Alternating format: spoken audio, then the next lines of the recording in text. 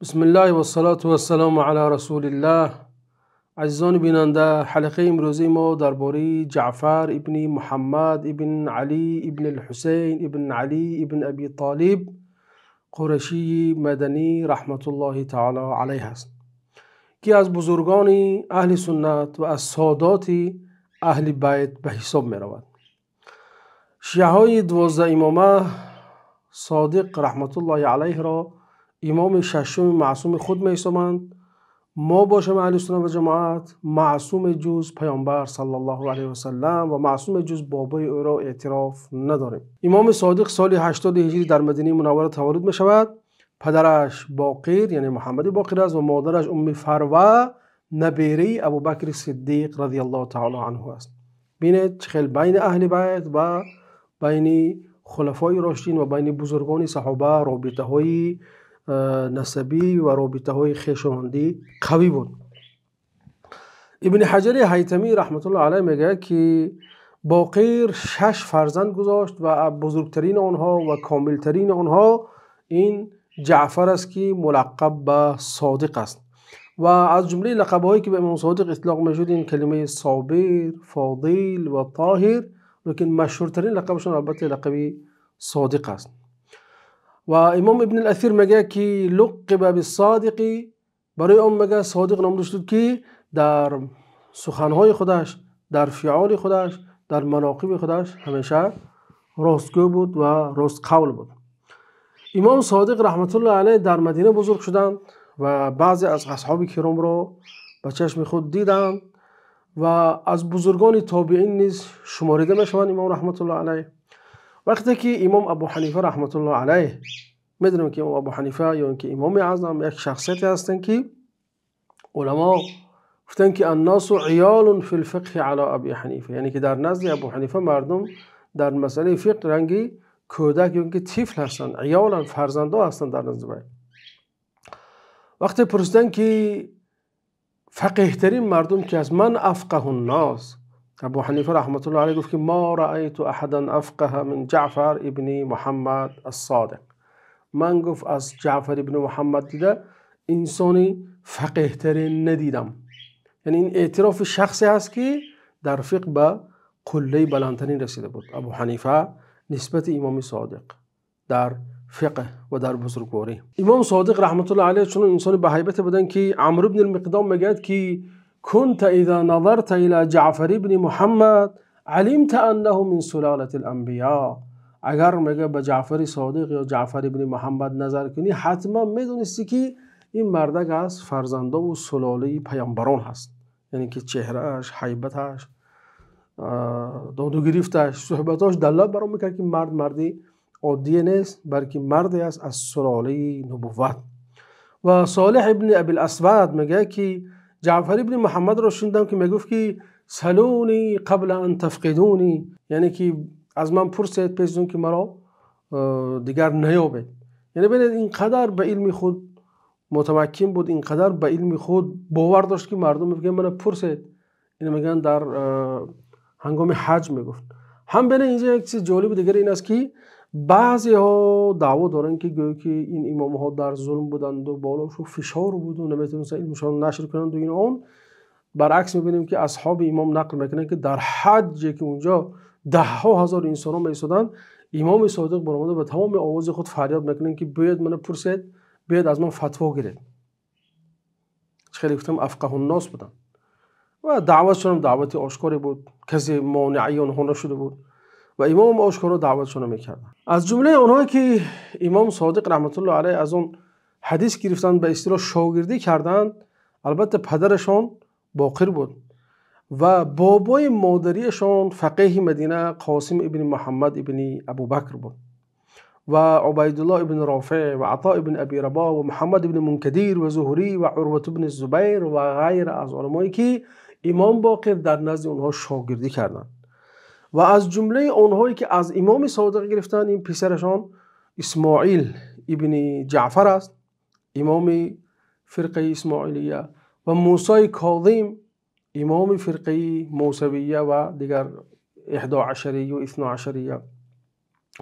یحیی ابن سعید و ابو حنیفه و بن جریج و شعبه و سفیان ابن عیینه و یحیی ابن قطان و غیر از علما. امام صادق درباره حج یک حدیث دراز روایت کردند که در کتاب مسلم آمده است که درازترین حدیث درباره حج و صفت حج پیامبر صلی الله علیه و سلم حساب می‌خورد و احادیث امام صادق در مسلم، در ابو داود، در ترمذی، ابن نسائی، ابن ماجه، دارمی، مستدرک حاکم و مسند احمد و غیر از دیگر مصنفات اهل سنت و جماعت روایت شده است. عباره مشهور از امام صادق است که میگن که ولدنی ابوبکر مرتين، یعنی ابوبکر مرا دو بار تولد کرد. این چی معنی دارد؟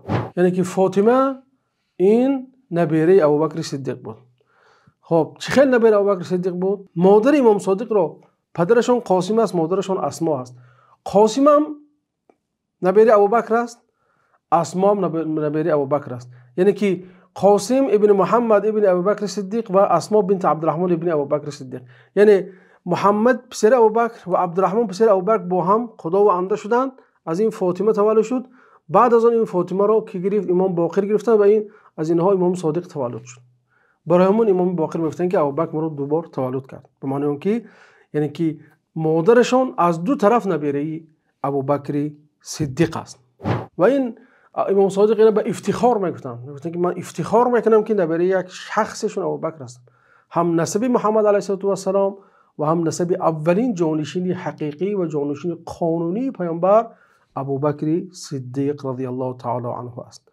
از جمله آمده است که سالم ابن ابی حفص وقتی که از امام صادق چیزی رو پرسید، امام صادق گفتن که درباره فخر میکنن با باباشون، گفتن که یا سالم، هی سالم، ابوبکر جدی، ابوبکر بابای من است. ایسب الرجل جده، مگر انسان بابای خودش دشنام میدهد؟ گفتن که لا نالتنی شفاعت محمد فی القیامت ان لم اکن اتولاهما و ابرأ من عدوهما. یعنی مثل پدرشون این کسان گفتن که شفاعت محمد علیه السلام به من نصیب نکند اگر من بدخواهی نسبت این دو نفر یعنی ابوبکر و عمر داشته باشم و اون کسا رو دوست میدارم و بیزار هستم از دشمنای ابوبکر و عمر. یعنی که این یک هم گفتم افتخار امام است که نبیره این دو بزرگوار هستند و هم و دوستداری و محبت خودشون نسبت اونها آشکارا بیان میکردن. و امام میگن که با وجود که اینقدر نسب بالا داشتن، حسب بالا داشتن و علمی بسیار داشتن و فقیه بودن، صاحب مسائل زیاد بودن و روایت های زیاد هم در حدیث داشتن، هیچ گفت فخر نمیکردن. میگفتن که لا والله لا نعلم كل ما يسألون، به خدا که هر چی که آدم میپرسن ما نمیدانیم، ما همه چی رو نمیدانیم. گفتن که ولا غیرنا اعلم منا، غیر ما از ما داناتر است. یعنی گاهی میشه که انسانی هستن که از ما هم داناتر هستن. بین تواضعی امام صادق رحمت الله علیه را. بارا میگن ابو جعفر منصور خلیفه عباسی در نزدشان امام جعفر صادق نشسته بودن و پشه آمد و بالای بینیش نشست. ابو جعفر هر قدر که خواست که پشه رو دور کند نتونست، هر باری دور میکرد با پشه باز میگشت مینشست. ابو جعفر به قهر و جهل با جعفر صادق گفت که برای چی خدا پشه را آفریده است؟ امام گفتن که رحمت الله علیه لیذل به الجبابره، تو اینکه توسط همین پشه ها، یعنی که تو بار این ظالم، تو بار این انسانای جبار یگروی ظالم رو درس دید، پند دید و شما رو خار و زار کند توسط همین چیز که شما زورتون به همین پشه هم نمیرسد.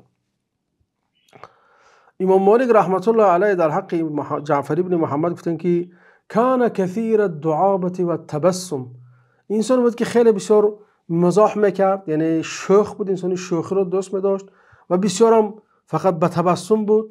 خب هر باری که درباره پیامبر روایت میکرد حتما طهارت میکرد، بعد روایت رو شروع میکرد و هر باری که نام پیامبر رو میشنید رنگ و ریش میپرید و رنگ و ریش دیگر میشد از هیبت نام پیامبر صلی الله علیه و سلم. و میگه که ولقد اختلفت الیه، یعنی بارها در نزد او رفت و آمد کردم، شاید سالها و ماهها درس گرفتم، شاگرد بودم امام مالک. میگه که فما كنت اراه الا على 3 خصال، جعفر رو در 3 خصلت میدیدم. میگه اما مصلیا و اما صامتا و اما یقرأ القرآن، یا نماز نفل میخوان یا با سکوت با تدبر می نشست و یا اینکه قرائت قرآن میکند و گپ‌های بیکاری مالا یعنی هیچ وقت مشغول نمیشد. و یکی از روایت های جالب دیگری که از امام صادق رحمت الله علیه آمده است میگه که عن جعفر بن محمد حدثني ابي قال عمر بن الخطاب، میگه که جعفر بن محمد میگه پدرم گفت عمر ابن خطاب گفته است که ما ادری ما اصنع بالمجوس، نمیدونم که به همین مجوسی زردشتا وقتی با فرس فتح کردن چیکار کنم، من نمیدونم. گفتن فقام عبد الرحمن بن عوف قائما، عبد الرحمن میگه راست ایستاد و گفت سمعت رسول الله صلی الله علیه و سلم یقول سنوا بهم سنت اهل الكتاب، با آنها بر روش اهل کتاب روش کنید. گفتن که غیر ناکح نسائهم ولا آکلی طعامهم، فقط اینکه زنهای اونها رو نگاه نکنید، یعنی که مادام در دین زردشتی باشند و طعام اونها رو نخورید. فقط در دیگر چیز با اهل کتاب مانند دارن، لیکن در این دو مسئله از اهل کتاب فرق دارن، در مسئله طعامشون خوردن نوشیدنش و در مسئله دخترای آنها رو نگرفتن. امام صادق رحمت الله علیه از انسانای کذاب و وضاع و دروغگوی که حدیث میبافتند و فبریک حدیث گذاشته بودند و از نام امام هزارها ده هزار حدیث بافتن بر اومدن شکایت میکردن. یکی از همین انسانایی که در فبریک دروغ بافی کار میکرد این جابر جعفی بود. امام ابو حنیفه رحمت الله علیه امام اعظم میگن که ما رأیت اکذب من جابر الجعفی، من در حیاتم از این جابر جعفی دیده انسان دروغگو ندیدم. مردی از اصحاب امام صادق آمدن از امام صادق گفت که جابر جعفی دعوا داره که از پدر شما 140,000 حدیث یا 70,000 حدیث روایت داره. امام صادق خیلی خشمگین شد، گفتن که به خداوند به خدا گفتن که جابر من پیش پدرم یک بار دیدم اما پیش من یکم بار ندار آمده است، لیکن از هر دو امام 140,000 یا 100 چند هزار حدیث روایت میکرد. و برای من امام گفتن که این الناس اولعوا بالکذب علینا، انسان دیگر غوطه خوردن در دروغ گفتن با ما، در دروغ بستن با ما. بنابراین هر چی که امروز از امام صادق روایت می شود نباید باور کرد، باید که انسان تحقیق کند بعد از اون با این چیزا. و از امام صادق رحمت الله علیه ما چه خیلی گفتیم در کتاب‌های حدیث روایت‌های زیاد آمده است. ابن خلکان میگوید که امام جعفر صادق رحمت الله علیه شوال سال 148 هجری وفات کرد در مدینه منوره و در بقیع همراه پدرش محمد باقر و بابایش زین العابدین و امکیش حسن ابن علی و بیبی پاک و مطهرش فاطمه زهرا رضی الله تعالی عنها دفن شد. خداوند از اهل بیت پیامبر راضی باشد. تا حلقه دیگر و السلام علیکم و رحمت الله و برکاته.